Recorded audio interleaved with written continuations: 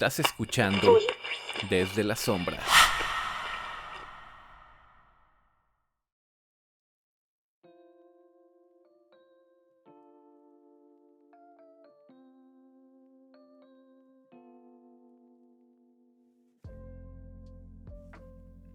En mi familia hay una regla que nadie se atreve a romper.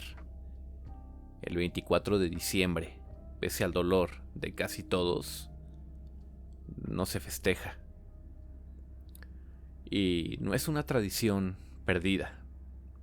Es más bien una decisión que nació del miedo. Porque hubo una Nochebuena en la que entendimos que no estábamos solos, aún estando todos juntos. Yo era un niño cuando ocurrió, pero hay recuerdos que no envejecen. La casa de mis abuelos estaba llena, como siempre. Conversaciones encimadas, platos chocando, el vapor de la comida pegándose a las ventanas frías. Afuera, el cielo estaba limpio, sin viento, demasiado quieto para una noche de diciembre. Mi abuela no se sentó a la mesa. Caminaba por la casa como si contara los pasos, cerrando puertas que ya estaban cerradas, tocando los marcos, murmurando palabras que reconocí como rezos. Y cuando mi mamá le preguntó si se sentía bien, respondió sin voltear: esta noche no es buena, hija. Lo siento. Se deja sentir en el aire y vendrá por alguien. A las 11, uno de mis tíos quiso salir al patio. Dijo que el ambiente estaba raro, que necesitaba fumarse un cigarro. Mi abuela se levantó tan rápido que tiró una silla. Hoy no se sale, dijo, y en su voz había algo que nos obligó a obedecer. A las 11:38, la luz se fue. No fue un apagón común, no. Los focos de toda la casa comenzaron a parpadear, pero no todos al mismo tiempo. Primero los de la cocina, luego los del pasillo y después los de la sala. Como si alguien avanzara alrededor de la casa, apagando cada espacio. La radio se apagó con un chasquido seco. Y entonces llegó el silencio.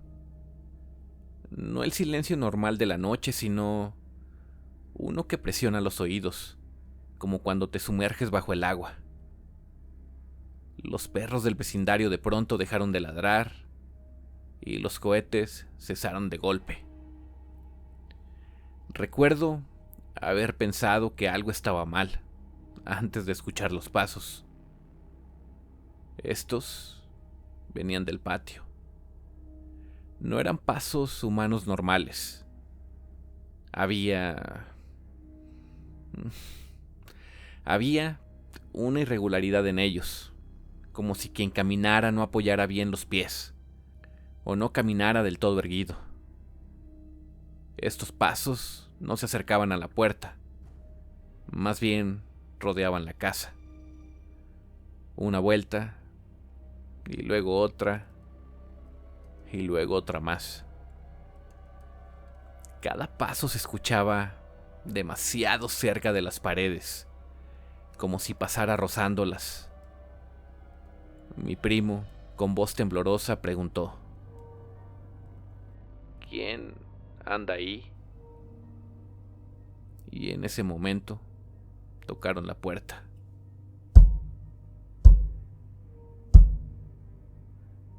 Tres golpes, no violentos ni desesperados.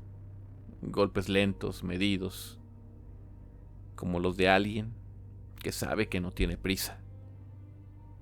Mi abuela avanzó hasta quedar frente a la puerta y dijo casi sin voz: no contesten, ni digan nombres. Y si pueden, recen lo que se sepan. Y fue muy extraño porque, pese a que yo era un niño todavía, ya iba al catecismo y ya sabía varias oraciones de memoria, pero no podía recordar ninguna en ese momento. Volteé a mi alrededor y me di cuenta de que no era el único. Mis papás, mis tíos, mis primos, todos en general, estaban desconcertados y llenos de temor, sin idea alguna de lo que estaba sucediendo en el exterior. De pronto, los golpes cambiaron de lugar. Ahora venían de la ventana de la cocina. Después, del muro del pasillo. No estaba tocando para entrar. Esa cosa, lo que fuera, estaba probando la casa. Y entonces, escuchamos la voz. Era la voz de mi tío. Pedía que le abriéramos. Decía que se había quedado afuera, que tenía mucho frío, que se sentía muy solo, pero mi tío estaba sentado con nosotros, pálido sin poder moverse. La voz volvió a hablar. Esta vez dijo el nombre de mi mamá, con la misma entonación que usaba mi abuelo cuando estaba vivo. Luego dijo mi nombre. Y entonces sentí como algo se detenía frente a la pared que daba a la puerta de la entrada. No golpeó, solo apoyó la mano.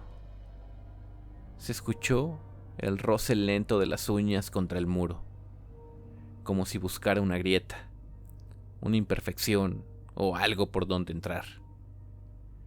El sonido era tan cercano que parecía venir desde dentro de la pared. Mi abuela, en ese instante, comenzó a llorar en silencio. No de miedo, de reconocimiento. Cuando el reloj marcó las 12 en punto, la luz regresó de golpe. Todo cesó. Ya no había más pasos ni voces. Y entonces sí, salimos al patio con linternas. Primero mi papá y mis tíos. Y cuando vieron que todo estaba en orden, salimos el resto. El aire estaba helado, pero no había viento. Frente a la puerta, en la tierra húmeda, había marcas. No eran huellas de pies. Eran 2 hendiduras profundas, simétricas, como si alguien se hubiera arrodillado y hubiera permanecido ahí durante mucho tiempo. Mi abuela las vio y susurró. No vino por nosotros. Eso volvió por la reliquia. Y bueno, lo siguiente lo supe un tiempo después, cuando ya era mayor y capaz de afrontar algo de responsabilidad. Mi abuela no nació sabiendo quién era. Lo aprendió a la fuerza. Creció escuchando que su familia venía de antes, de un tiempo que no se medía en años, sino en siglos. No hablaban de pueblos ni de ciudades antiguas. Hablaban de linajes, de familias que no servían a reyes ni a dioses visibles, sino a equilibrios. Su madre le explicó, cuando todavía era niña, que su sangre venía de un grupo maya encargado de custodiar aquello que no debía volver a cruzar. No le llamaban demonio, tampoco espíritu. Lo llamaban lo que quedó. Y según la tradición, cuando ciertos rituales se interrumpieron y ciertos lugares fueron abandonados, algunas presencias no regresaron a donde pertenecían. No podían avanzar, pero tampoco desaparecer. Quedaron atadas al mundo humano, buscando el punto exacto donde el ciclo se cerraba. Ahí entraban las familias como la nuestra. No eran sacerdotes, eran guardianes. Gente común, con casas comunes, cuya tarea era heredar un solo deber: guardar.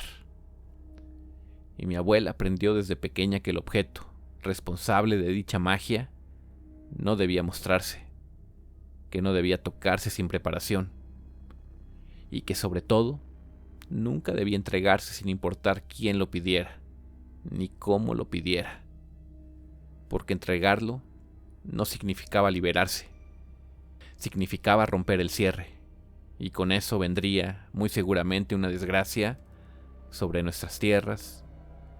Y es que todas esas entidades almacenadas, oprimidas, se desatarían con una furia incontrolable en el momento en el que se dejaran libres. El objeto no tenía forma sagrada a simple vista. Era pequeño, muy pesado para su tamaño, forjado en piedra oscura, pulida por manos antiguas, con marcas que no eran escritura, sino conteo, ciclos, noches y regresos. Siempre estaba envuelto en tela, nunca la misma por más de una generación, pues la tela se cambiaba cuando se desgastaba, aunque el objeto jamás se limpiaba.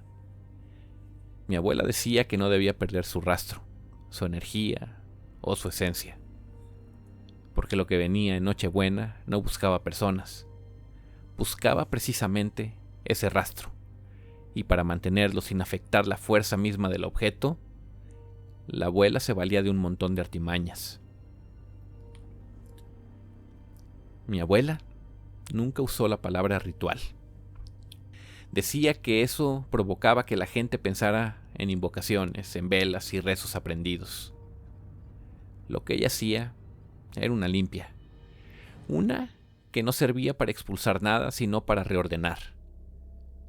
Me explicó que los antiguos habitantes de esta tierra sabían que el solsticio de invierno no era solo el día más corto del año, sino un punto de equilibrio, el momento exacto en que el sol parecía detenerse antes de regresar a una pausa.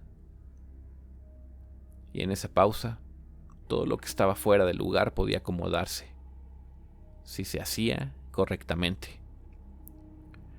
Por eso, el ritual siempre coincidía con esas fechas, no con la Navidad por fe, sino porque la Nochebuena cayó, sin saberlo, encima de un conocimiento mucho más antiguo.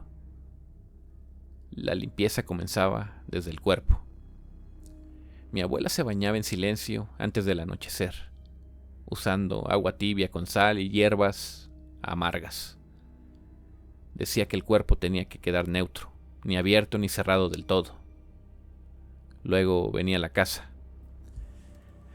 Barría con devoción, de adentro hacia afuera, pero no para sacar la suciedad, sino para marcar un límite. El polvo no se tiraba a la calle, se dejaba en un punto específico del patio, como ofrenda, algo que no invitara, pero tampoco provocara. El objeto se colocaba directamente sobre el suelo, nunca sobre una mesa, nunca elevado, porque no debía proteger a la familia desde arriba, sino sellar desde abajo. Encendía copal, no para llamar, sino para limpiar el rastro.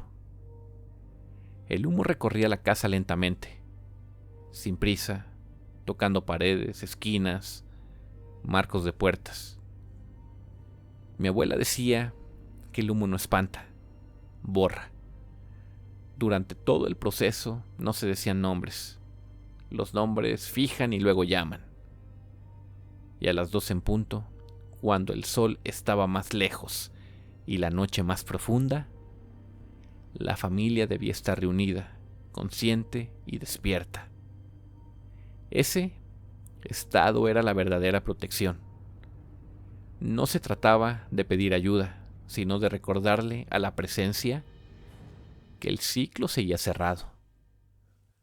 Por eso, cuando escuchábamos los pasos afuera, cuando la voz imitaba a los nuestros, mi abuela no respondía, solo apoyaba la palma sobre el objeto y presionaba contra el suelo. Anclaba. La presencia no se iba molesta, se iba contenida. Mi abuela murió sin decirme dónde guardaba la reliquia. Pensé que con ella había terminado todo. Pero este último 24 de diciembre ocurrió algo distinto. Sin pensarlo, hice exactamente lo que ella hacía. Cené temprano, apagué las luces, barrí la casa en silencio y encendí copal, aunque no recordaba haberlo comprado. Y a medianoche, cuando el silencio se volvió pesado, escuché los pasos rodeando mi casa. No sentí pánico, sentí responsabilidad. Y entonces lo noté. Debajo de mi cama, algo me llamaba con insistencia. Un escalofrío me hizo asomar la mirada. Y ahí, envuelto en una tela que no recordaba haber visto antes, había algo pesado, oscuro y familiar. Cuando apoyé la mano sobre él, el ruido afuera se detuvo. No hubo golpes ni voces tampoco, solo quietud. Fue entonces cuando entendí lo que mi abuela quiso decirme años atrás. Esto no se hereda cuando alguien muere. Se hereda cuando alguien ya sabe qué hacer, sin que nadie se lo diga. Esta Nochebuena, la presencia no vino a buscar el objeto. Vino a comprobar si todavía había alguien dispuesto a guardarlo. Y por primera vez, no se quedó esperando demasiado tiempo afuera de la casa.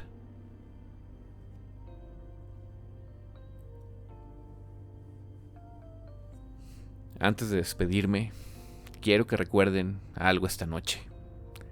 La Nochebuena no siempre es silencio, paz o luces encendidas. A veces es el momento exacto en que las casas escuchan, en que los nombres pesan más y en que aquello que ha esperado todo el año se acerca un poco más a la puerta. Si esta noche escuchan pasos afuera, si sienten que alguien los observa desde el otro lado de la oscuridad, no respondan de inmediato. A veces el verdadero peligro no es el que viene, sino lo que uno decide abrir. Y bueno, amigos, ¿qué les pareció este breve relato de terror navideño? Espero que lo hayan disfrutado y gracias de verdad por quedarse hasta el final de este relato. Gracias por escuchar, por acompañarme, por hacer de este espacio un lugar en donde las historias se comparten con respeto, con miedo y con memoria. Cada mensaje, cada escucha, cada palabra de apoyo significa más de lo que imaginan.